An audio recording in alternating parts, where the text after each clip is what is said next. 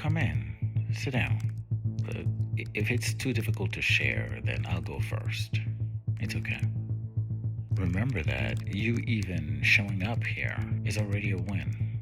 I'm glad you're here again. So, my wife is trying to watch her show, and this annoying guy in his annoying yellow Ferrari is always blaring music for the entire neighborhood, trying to show off his supermodel girlfriend. There's nothing like my wife rolling her eyes, I tell you.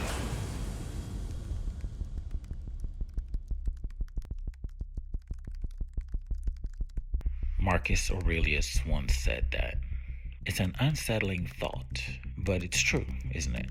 The pursuit of greener grass is ultimately just a race against time, which we never win. Your grass, your neighbor's grass, everyone's grass is fraying at the edges, browning without remedy. Why not happily, peacefully settle for our own patch then? Here, I'll tell you why.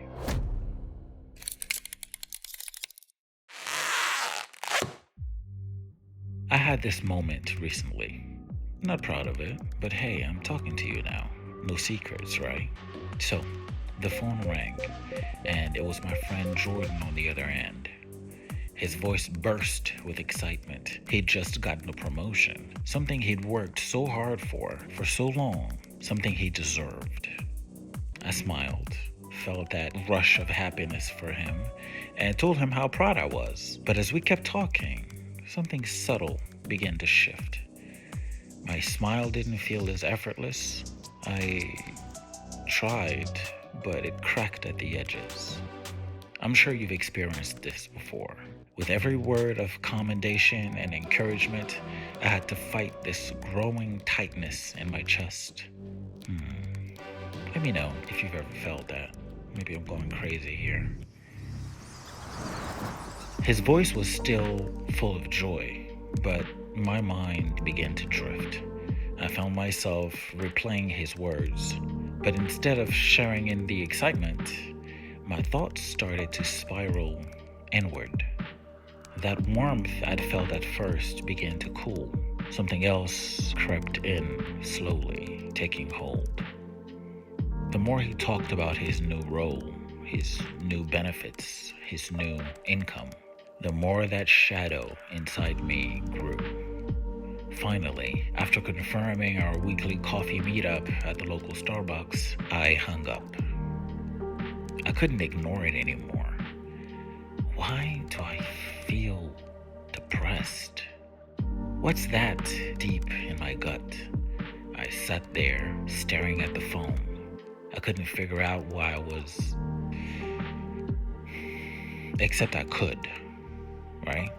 I could. I mean, who am I kidding? Jealousy. The famed greener grass is none other than the green-eyed monster, the thief of joy. I fell victim to it. I'm sure that, like me, you thought you could push it down or ignore it. You couldn't be more wrong.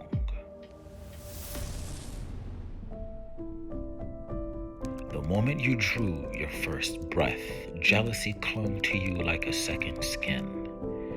It haunted you when you were a child, watching your mother play with a toy instead of you, or when your siblings seemed to get more attention, more love, more everything. I know this to be true because I experienced it. Even as we speak, you are jealous of someone. Who is it? A workmate? A friend? That YouTuber living your dream life on social media? Hold that thought.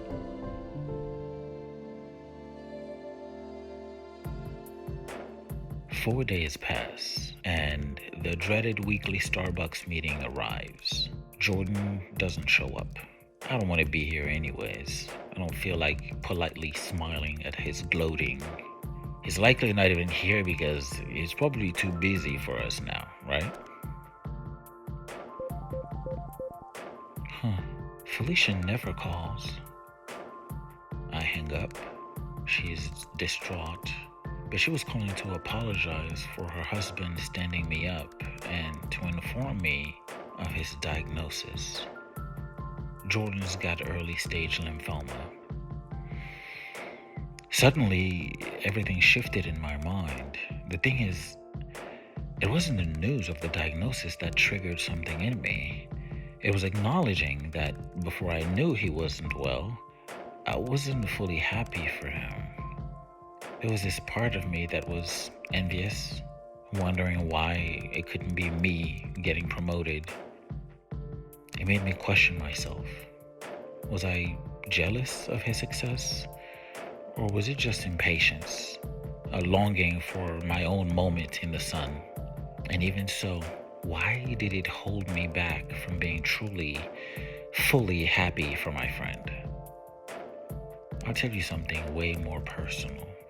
The worst question I asked myself that day standing outside Starbucks was I mildly satisfied to hear about his health?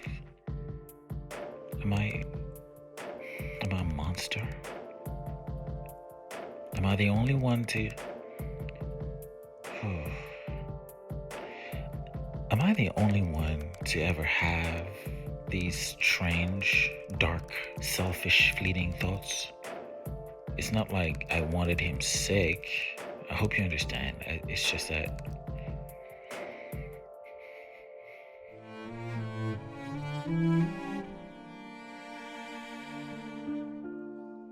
I took a long walk that day. It was that Ferrari guy again at the light. Suddenly, his beautiful girlfriend jumps out of the passenger seat, slams the door, and yells a couple of expletives. I was in disbelief. She told him to return the rental car and instead pay her properly for her services. Ouch. Did you catch that? And this whole time, I thought he was... Wow. Envy is complicated. It's a first-person emotion that literally has nothing to do with others. It's about our own insecurities, our own fears, and how they manifest when we see someone else achieving something that we desire. It's so easy to slip into a zero-sum mindset where someone else's success feels like it takes something away from us. But that's not true. Please tell me that you know that the world is not limited like that, right? In fact, seeing others succeed is a reminder that there's enough to go around, that our time will come too.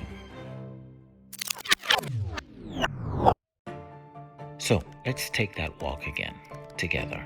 Think of that person you're jealous of. What about them triggers that insecurity inside you? Talk to me. Let me know in the comments. Expressing this is the first step towards healing. Now, recognize that these feelings aren't permanent. Just as quickly as they slip in, we can choose to let them go. Remind yourself that in the end, the grass is browning everywhere.